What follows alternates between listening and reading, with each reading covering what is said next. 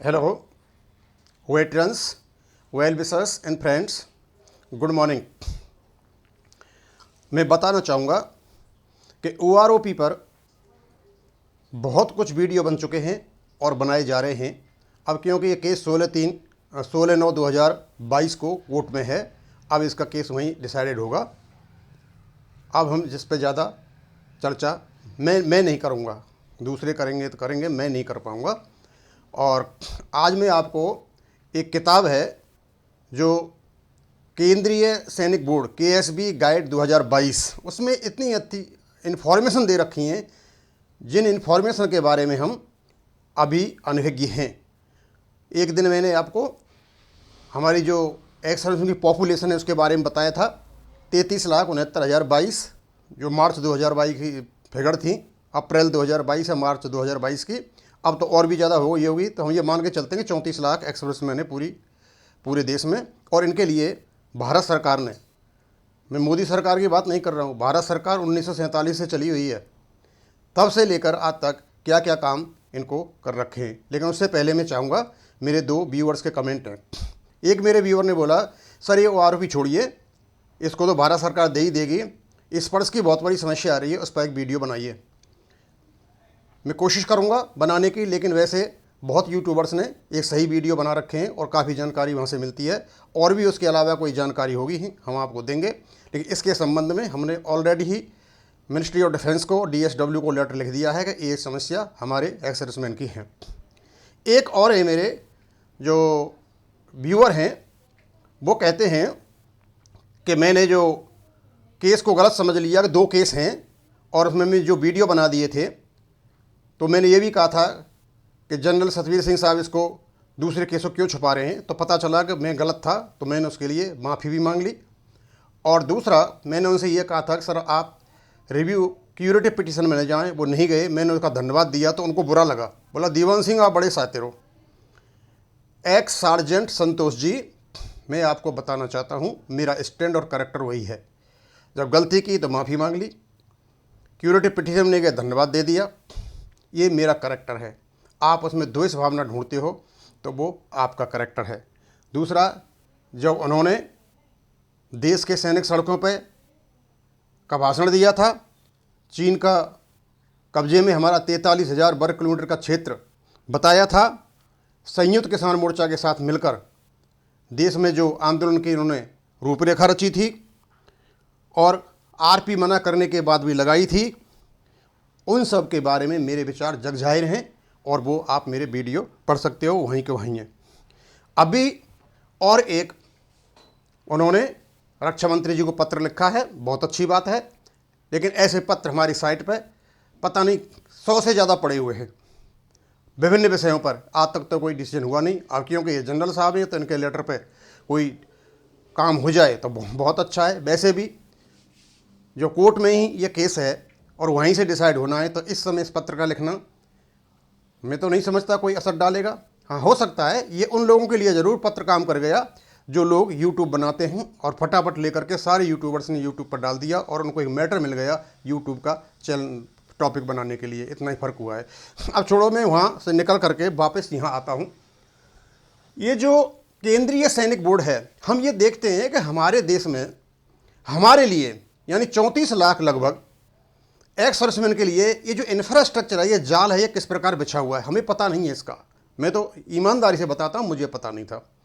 हो सकता है इस सब का पता उनको हो जो जिला सैनिक बोर्ड अधिकारी होते हैं और वो उसके सिलेक्शन में जाते हैं, तो ये सारी बातें जानते होंगे। लेकिन केंद्रीय सैनिक बोर्ड ने एक गाइड निकाली है 2022, उसमें ये सारी सूचनाएँ हैं। ये मेरी दी हुई सूचना नहीं है। I am reading all these informations very interestingly, और मैं कोशिश कर रहा हूँ कि इस बात को मैं आपको बताऊँ कि आपका आकार 34 लाख के आसपास है पूरे देश में। और फिर हमारे जो वेलफेयर के काम है, रिसेटलमेंट के काम है, वो कहाँ कहाँ से और कैसे कैसे होते हैं और कहाँ कहाँ से करा सकते हैं। तो मैं आपको बताना चाहूँगा कि जो भारत सरकार है उसमें रक्षा मंत्री जी होते हैं, उन्हीं के नीचे हम सारे आते हैं। और रक्षा मंत्री के नीचे एक डिपार्टमेंट है DSW जो एक्स सर्विस वेलफेयर के लिए होता है। उसमें DGR और ECHS और केंद्रीय सैनिक बोर्ड आते हैं। हमारी जितनी भी स्कीमें होती हैं रिसेटलमेंट की, या रिहेबिलिटेशन की या वेलफेयर की केंद्रीय सैनिक बोर्ड के माध्यम से पूरे देश में लागू होती हैं।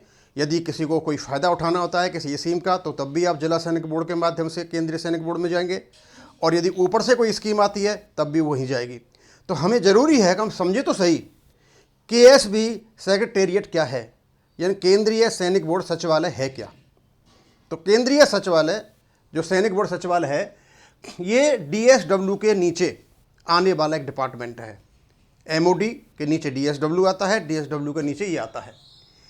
It is headed by serving officer of the rank of a brigadier और equivalent in navy air force in rotation. और इसका जो हेड होते हैं वो सर्विंग ऑफिसर होते हैं ब्रिगेडियर रैंक के या इक्विवेलेंट रैंक के नेवी में और एयरफोर्स में, और वो रोटेशन में आते हैं। जब टेन्योर ख़त्म हो जाएगा आर्मी वाले का, ब्रिगेडियर साहब का, तो दूसरे आ जाएंगे और उनका हो जाएगा, तो ये रोटेशन में चलते रहते हैं। तीसरा, इट हैज़ 7 सेक्शंस। जो केंद्रीय सैनिक बोर्ड है इसमें 7 सेक्शन हैं, और उन सेक्शंस की देखभाल कौन करता है अभी आपको पता चलेगा। सेक्शन कौन कौन से हैं? Policy, welfare, admin coordination, accounts, automation, PMS और ग्रीवेंसेज सेक्शन, ये उनके सेक्शंस हैं। और ये जो सेक्शंस हैं इनके जो हेड होते हैं वो होते हैं 6 आर्म्ड ऑफिसर्स। आर्म्ड आर्मी के नहीं, आर्म मतलब 6 जो ऑफिसर होते हैं वो होते हैं, और 1 IDAS ऑफिसर, ये सिविल के होते हैं, पोजीशन एज द डायरेक्टर्स और जॉइंट डायरेक्टर, और इनकी जो डिजिग्नेशन होती है वो डायरेक्टर्स और जॉइंट डायरेक्टर्स की होती है। और इनका जो पता है वो नीचे दे रखा है, wing 7th west block 4th RK Puram 1 New Delhi. ये आपका केंद्रीय सैनिक बोर्ड का गठन है। और ये जो केंद्रीय सैनिक बोर्ड है इसके हेड कौन होते हैं, इसके प्रेसिडेंट कौन होते हैं, और इसके मेंबर कौन कौन होते हैं। और यदि हमें यह पता चलता है तो इससे पता चलेगा कि ये दिल्ली में बैठा हुआ RK पुरम में एक डिपार्टमेंट है जो हमारी विभिन्न प्रकार के रिसेटलमेंट के और रिहेबिलिटेशन के, वेलफेयर के ये पॉलिसी बनाते हैं और प्रोग्राम बनाते हैं। अब लिस्ट ऑफ KSB मेंबर्स, ये सारा कुछ मैंने वहीं से लिया हुआ है उस किताब से, और बहुत ही इन्फॉर्मेटिव किताब है। आपको मौका मिले आप पढ़िए, लेकिन मुझे पता है कि कम से कम इसमें से 5-10% ही पढ़ पाएंगे, ज़्यादा लोग नहीं पढ़ेंगे, काफ़ी बड़ी किताब है, तो इससे भी जानकारी आपको मिल जाएगी। यानी 34 लाख जो एक्स सर्विसमैन हैं उनके लिए इस प्रकार की व्यवस्था है। और फिर उसके बाद ये राज्य सैनिक बोर्ड भी हैं जो पूरे देश में, और उसके बाद आपके जिला सैनिक बोर्ड भी हैं। इसके जो KSB के जो प्रेसिडेंट हैं वो हैं ऑनरेबल RM रक्षा मंत्री जी। इसके जो वाइस प्रेसिडेंट हैं वो हैं ऑनरेबल RRM राज्य रक्षा मंत्री। अब मेंबर्स देखिए, मैं अचंभे में हुआ कि हमारा जो वेलफेयर है वो केवल और केवल भारत सरकार के नीचे ही नहीं, केंद्रीय सरकार के नीचे ही नहीं, इसमें सारे देश के स्टेट्स के जो चीफ मिनिस्टर हैं और यूनियन टेरिटरीज के जो लेफ्टिनेंट गवर्नर्स हैं वो इसके मेंबर हैं। फिर सोचिए आप कि इसका मतलब ये हुआ कि स्टेट्स में जो हमारी जनसंख्या है, जो पॉपुलेशन है, उसके वेलफेयर के लिए केंद्र सरकार ने जो स्टेट्स के चीफ मिनिस्टर हैं उनके साथ भी कोऑर्डिनेशन कर रखा है, उनको मेंबर बना रखा है। इसका मतलब ये बहुत अच्छा। All the lieutenant governors of union territories और CM, अब जो जितनी भी जो यूनियन टेरिटरीज हैं वो 4 हैं। इनमें पुडुचेरी में CM है और अन्य में लेफ्टिनेंट गवर्नर्स हैं। 1 MP फ्रॉम राज्यसभा, इसमें एक मेंबर होता है राज्यसभा का। 2 MP लोकसभा से होते हैं। तीनों ही हमारे chief of the army staff, chief of the air staff and chief of the naval staff, ये तीनों ही हमारे चीफ जो होते हैं तीनों अंगों के इसमें मेंबर होते हैं। Secretary ministry of home affairs 1, जो हमारा गृह मंत्रालय होता है, उनके जो सेक्रेटरी होते हैं वो भी इसके मेंबर होते हैं। Secretary department of defence MOD 1, जो MOD का जो डिफेंस का जो डिपार्टमेंट है, MOD है, उसका भी एक सेक्रेटरी इसमें होता है। और सेक्रेटरी ESW, जो DSW के सेक्रेटरी होते हैं MOD के, वो भी होते हैं। इसमें इसके अलावा 1 एयर मार्शल रिटायर्ड, एक एयर मार्शल एयरफोर्स से रिटायर्ड होते हैं, 1 ब्रिगेडियर रिटायर्ड ये आर्मी से होते हैं, 1 कमोडोर रिटायर्ड ये भी इसमें मेंबर हैं, और 1 GCO रिटायर्ड, ये इतने इतने मेंबर होते हैं। यानी इस प्रकार ये पूरी लिस्ट जो मैंने आपको दे रखी है ये पूरा, और इनकी साल में एक बार मीटिंग होती है। इसका मतलब ये हुआ हमारे जो सैनिक हैं, हम ये सोचते हैं कि केवल और केवल हमारे रिहेबिलिटेशन और रिसेटलमेंट और वेलफेयर का काम केवल केंद्र सरकार देखती है, नहीं। हमारी मीटिंग देश के जो चीफ मिनिस्टर्स हैं, लेफ्टिनेंट गवर्नर्स हैं, स्टेट्स हैं, यूनियन टेरिटरीज हैं, इन सब के साथ मीटिंग होती है, यहाँ पॉलिसी बनती है, और काफ़ी एक्सपीरियंस्ड अफसर इसमें होते हैं, और एक इसमें GCO भी होता है। इसका मतलब मेरे दिमाग में एक बात स्ट्राइक हुई कि हमारी OROP के हम लेटर इनको लिखते रहे, हमारी किसी भी बात का इन लोगों ने जवाब नहीं दिया। शायद हमसे ये गलती हुई, क्यों नहीं हम जो देश के स्टेट्स के चीफ मिनिस्टर्स हैं, अपोजिशन के तो होंगे, उनसे लेटर लिखवाते कि भाई क्या हो रहा है, तो इनको तो ये जवाब देना पड़ता, क्योंकि उसका ये मेंबर है। लेकिन आज तक ऐसी कोई भी जो पहल है कहीं से भी नहीं हुई कि चीफ मिनिस्टर्स उनको लेटर लिखें कि भाई ये बताओ हो क्या रहा है। केवल हमारे जो ESM ऑर्गेनाइजेशन से वही लिखते रहे, केवल जो हमारे ब्रिगेडियर सबूर साहब हैं, विंग कमांडर सबूर साहब हैं, वो उसमें RTI लेते रहे।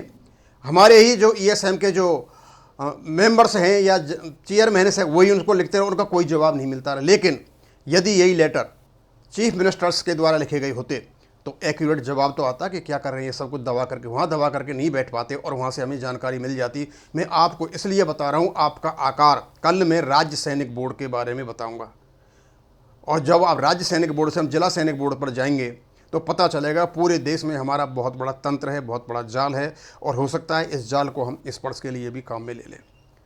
तो हमने ये कहा था कि जो 34 लाख के लगभग जो हमारे एक्स सर्विसमैन हैं, ये बहुत बड़ी फोर्स है, और यदि ये फोर्स इकट्ठी होकर के आपको अपने को फाइनेंशियली साउंड करे तो हम बहुत से केस कोर्टों में भी लड़ सकते हैं, और हमारे जो फाइनेंस के लिए लोग तरस रहे हैं वो अपने पैसे से एक प्रकार का दान करके हम इनकी सहायता भी कर सकते हैं।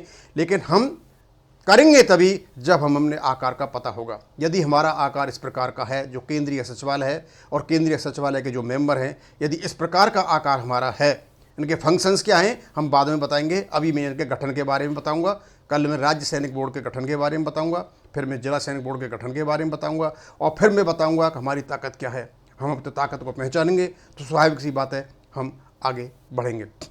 मैं इसको यहीं ख़त्म करने की कोशिश करूँगा, और दूसरा मैं यही बताऊँगा, कुछ लोगों की बातें ऐसे भी आ रही हैं कि पता नहीं, मैं उस पर कमेंट नहीं करूँगा। जो मैंने कमेंट किए थे RTI बेस पर वो फेल हो चुके हैं, तो कह रहे हैं कि हो सकता है कि भारत सरकार 16 तारीख की माननीय सुप्रीम कोर्ट में फेस करने से पहले ही OROP 2 लागू कर दे। अब कोई पता नहीं क्या होगा, लेकिन अब ये पूरा का पूरा माननीय सुप्रीम कोर्ट में है, इनको लागू तो करनी पड़ेगी।